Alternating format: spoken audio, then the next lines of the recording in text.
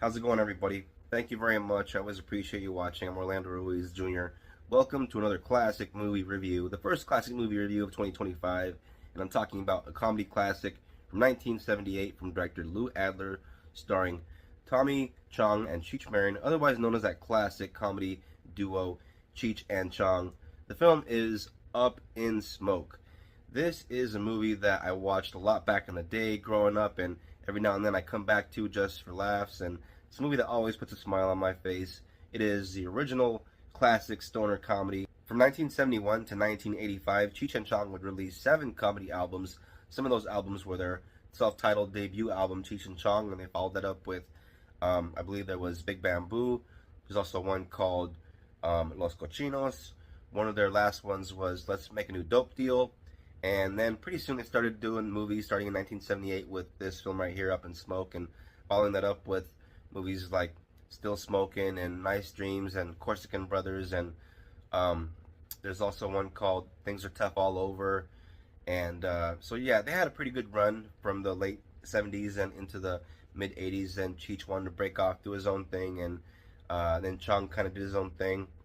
And yeah, these two guys together are comedy gold in my opinion. Cheech Marin plays the character of Pedro. Pedro is the shorter one. He's the one with the kind of gruff voice with a strong Chicano accent, man. You know, he kind of talks like this, man. And he has this pretty sweet ride. He has a 1964 Chevy Impala SS, kind of rusty on the outside with a blue door, but on the inside it's pretty sweet. There's like this shaggy blue and purple carpeting interior. He has these red tassels sticking out on the inside on the sides, and has this chain link steering wheel. At the very beginning of the film, you can see he's very fond of this car, the way he's wiping it down before he gets into it.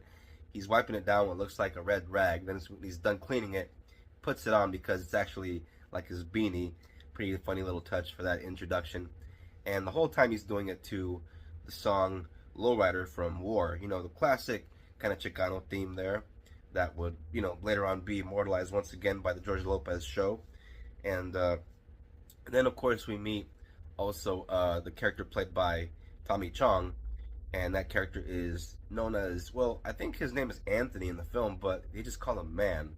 The whole time, I don't ever think I hear Cheech's character call him Anthony. I think he just, you know, says, hey, man, yeah, man. So, Man is pretty much his name all throughout the movie. Tommy Chong's character, the character of Man, I guess, has more like this beach bum hippie thing going on throughout the movie, where he's just like, yeah, man, we gotta go out and score a lid, man, before we do whatever, man. At the very beginning of the film, we see that Chong's character is still living at home, and we see his dad, like, yelling at him like he's a teenager. It's actually pretty funny, because he's like a grown-ass man, like, with a full beard, and, yeah, his dad is really pissed off, doesn't want him there anymore. You can tell by the way he's yelling at him, and we don't see the parents after the beginning. We just see, like, you know, that's his home life, basically, and just kind of establishing like who this guy is. And when we first see Pedro, we see him waking up around a bunch of little kids. We don't even know if he's the dad of these kids. We just see like kids watching cartoons in the morning, and he wakes up on a couch. He wakes up and goes into the bathroom after stepping into a bowl of cereal, and he thinks he's using the toilet, and then he takes a closer look, and it's not the toilet. Pretty funny little reveal. They're trying to evade cops that they don't know are looking for them, because they're driving around in a van that's made out of weed, fiber weed to be exact. And so they're driving around in this van trying to find Pedro's uncle's spot that's in a upholstery warehouse in Mexico. And so they have cops that are on their tail, but they don't know they're on their tail. And they make these stops every now and then, and they piss on the cop's leg every now and then by mistake. And or is it by mistake? Maybe it's on purpose. I'm not sure. Can't really ever tell every time I even rewatch it. Sometimes I think maybe it is on purpose. But yeah, the cop that's chasing him in this movie is Stacy Keach, Sergeant Stadenko. Sergeant Stadenko is one of the funniest characters in this movie. Stacy Keach is always a welcome addition to any movie that he pops up in, whether it's something like Escape from LA, or whether he's playing a really evil character like in American History X, or whether he's in a lead role like in 1981's Road Games with Jamie Lee Curtis. You also have actor Tom Skerritt popping up in this as Cheech's cousin Strawberry with this birthmark that, don't look at it, because if you look at it, he might say something to you. Be an awkward moment. The scene where Pedro and Man meet for the first time is one of my favorite scenes. Pedro is driving down the street, and Man is hitchhiking. Nobody's picking him up, so he puts something on under his shirt to make it look like he has breasts, and Pedro sees the breasts in his rearview mirror driving down the street. Makes Yui, pulls back around, and picks him up. He gets in. He says, "Hey, that's false advertisement." He says, "It's the only way I can get anybody to stop," and gives him a little peace offering. Offers him, some dubage. They bond over that. There's one scene in the movie where they're sitting around after smoking some bunk that wasn't all that great, and they're waiting for it to kick in, and immigration shows up because one of Pedro's relatives called immigration because somebody in their family is getting married out in Mexico, and so in order to get a free ride, they just have immigration come down, pick them up, and take the whole wedding party out there. Then our two main characters, Pedro and Man, are across the border, but they want to get back, and Pedro has a relative that owns this upholstery warehouse, this furniture warehouse, but he goes to the wrong place and picks up the wrong truck that he's supposed to pick up, and they're being chased by cops, not knowing that they're being chased by cops. And Pedro wants to get to this thing called Battle of the Bands so that they can hit it big, and he's trying to round up some people to, be in this little group to play at this Battle of the Bands thing. And they're still trying to score some weed, all the while not knowing that they're driving around in a van that's made out of weed, which is a pretty damn funny joke. Personally, I happen to love Cheech and Chong, and the great thing about these movies and this comedy team is I don't think you have to be a stoner to get these jokes, and I don't think you have to have Latino heritage to get into this stuff. Before Jay and Silent Bob of the View Askew verse, a little deep cut here for 90s Pauly Shore fans. Before Bud and Doyle, yes, that's a Biodome reference. Before those guys, and even before Beavis and Butthead, even though we don't know if they were partook in anything, but they might be too dumb to even know how to inhale.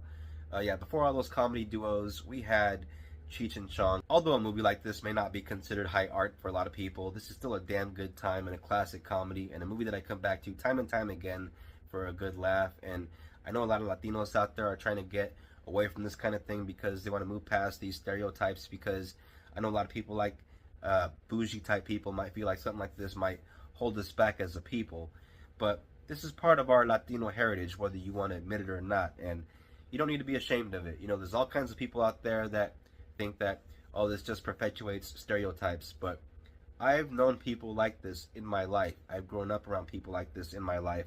Whether my parents want to acknowledge this kind of thing or not, I will acknowledge it, and I'll even come to terms with it, and even have respect for it, and even be somewhat proud of it, because I am Latino. It's a big part of the kind of counterculture that was coming out of the 60s and early 70s that was becoming mainstream as these characters were becoming famous, and as they became famous, a lot of their comedy got pushed into the mainstream, and by now, marijuana is everywhere. It's freaking legal in so many places, and so, I'm not saying that I condone what they do in this movie. I'm not saying that all you kids out there should go out and get stoned and get high because Cheech and Chong do it.